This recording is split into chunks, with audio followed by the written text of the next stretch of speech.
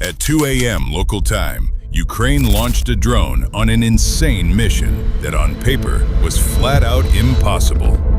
According to every radar system and every Russian military planner, it couldn't reach its target. Its mission: fly 1,300 kilometers into Russia, alone, at low altitude, through a radar network that had never been beaten at this range. The target was a warehouse, but not just any warehouse. Inside were hundreds of the same weapons that had been hitting Ukrainian cities every single night for 3 years. The flight would take 9 hours over Russian territory in complete silence. Russian air defense had never seen anything reach this far. Their commanders had been saying for months that the deep rear was safe. They were about to find out from a weapon they didn't even know Ukraine had built. Ukraine and Russia have been at war since February 2022. Russia has increasingly relied on Iranian-designed Shahed drones to attack Ukrainian power plants, apartment buildings, and water infrastructure. Ukraine has spent enormous resources shooting them down. Missiles, air defense crews, radar time. It's exhausting and it's expensive. So Ukraine made a decision: stop playing defense on your own soil. Find where those drones come from and burn the supply chain. Kyzyl in the Russian Republic of Tatarstan was one of those sources, a reported storage and partial assembly hub for Shahed components.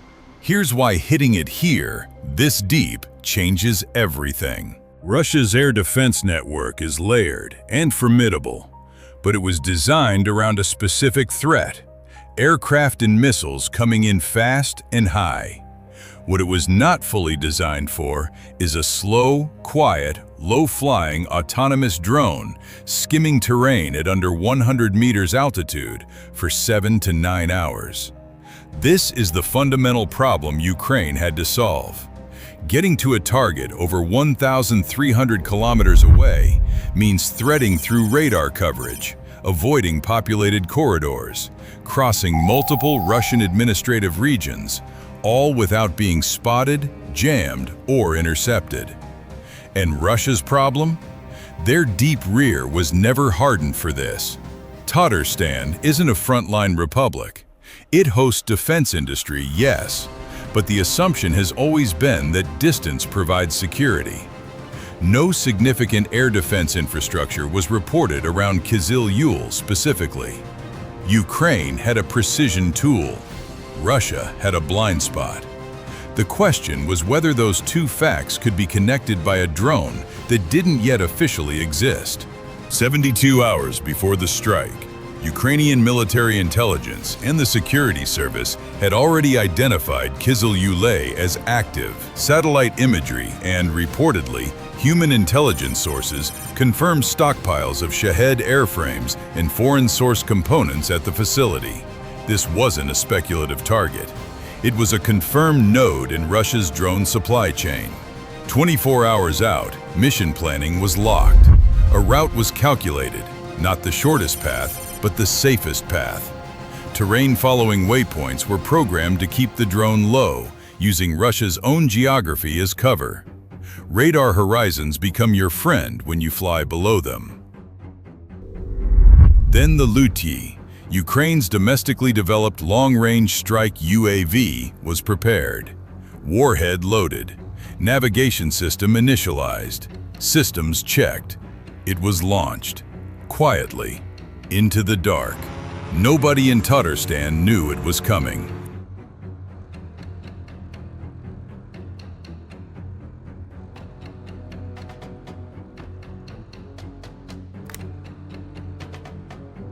Ukraine didn't buy this drone, they built it. The Lutyi is an indigenously developed strike UAV, roughly comparable in concept to a small cruise missile, but slower, cheaper, and designed to travel over extreme distances. This drone has a wingspan of 6.7 meters, wider than a mid-size car is long. It weighs up to 300 kilograms, and tucked inside that airframe, a 75-kilogram warhead. Its confirmed range? Over 1,000 kilometers. But here's what Ukraine hasn't officially disclosed. Estimated operational range in classified assessments runs possibly up to 2,000 kilometers. Its key advantage isn't raw speed. At roughly 200 kilometers per hour, the Shahed it was hunting travels at nearly the same speed. Its advantage is in visibility through behavior, low radar cross-section, flight altitude that keeps it beneath radar horizon coverage, a navigation system combining satellite positioning with terrain-following software, meaning it reads the ground below it and adjusts altitude automatically. For 7 to 9 hours, the Lutyi flew east, over Russian territory, beneath radar, autonomous. Russian air defense systems in the region, if they were even scanning for something this small and this low, reported nothing. The drone was already deep inside Russian sovereign territory, closing on its target, and no alarm had been raised. A single Shahed drone cost Russia an estimated $20,000 to $50,000 per unit. Cheap by military standards. That's the whole point. Overwhelm Ukrainian air defenses with volume. Ukraine's interceptor missiles, fired to shoot down incoming Shaheds, cost significantly more per unit. For years, Russia has been exploiting this cost asymmetry. Spend $50,000, force Ukraine to spend several times that, defending against it. Ukraine's answer was to flip the equation at the source. One Lutyi strike, costing a fraction of a ballistic missile, potentially destroys dozens of assembled Shaheds, plus their components, plus the infrastructure supporting future assembly. The math reverses. And then, impact! The Lutyi reached Kyzyl, locked onto the main terminal building, and struck. The primary explosion was followed almost immediately by a secondary blast, the hallmark of a munitions store igniting. That secondary explosion matters. It tells analysts that the strike didn't just damage the building, it triggered the stockpile. The Shahed components and stored drones reportedly caught and burned in a sustained fire visible from surrounding areas.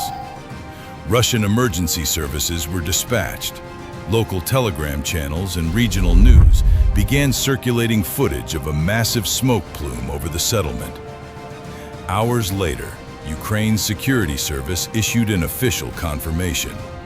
They named the target, they named the purpose, and they used a phrase that would be repeated across every major defense outlet within 24 hours. And if you want to understand how Ukraine is reshaping the logic of this war from the ground up, subscribe to our channel. New analysis drops every week, and the next video is going to cover something that's quietly changing the entire Eastern Front. Russia has built its entire war economy on a single assumption: that distance equals safety, that the industrial interior is untouchable. This strike challenges that directly.